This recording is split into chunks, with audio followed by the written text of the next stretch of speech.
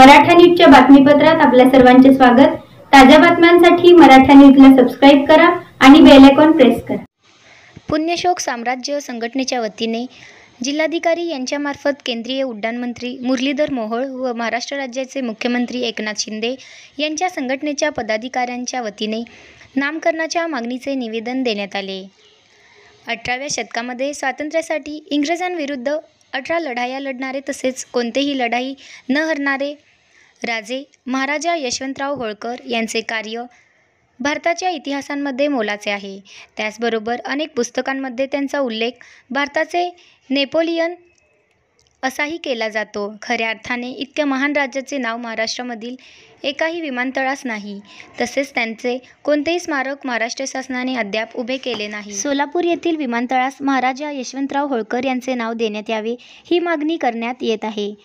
असे न झाल्यास राज्यभर संघटनेच्या वतीने नामांतरांसाठी तीव्र आंदोलन छेडण्यात येईल असा इशारा संघटनेच्या वतीने देण्यात आला।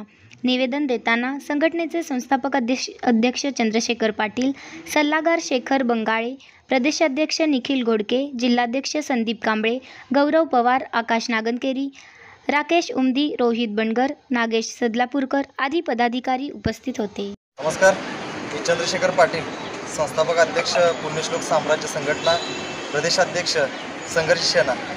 आज जिल्हाधिकारी कार्यालय येथे संघटनेच्या वतीने निवेदन देण्यात आलं। जिल्हाधिकारी यांच्या मार्फत केंद्रीय उड्डाण मंत्री मुरलीधरजी मोहोळ साहेब, मुख्यमंत्री एकनाथजी शिंदे साहेब यांना निवेदन देण्यात आलं। निवेदनाचं कारण असं होतं की सोलापूर विमानतळाला महाराजा यशवंतराव होळकर असे नाव देण्यात यावे।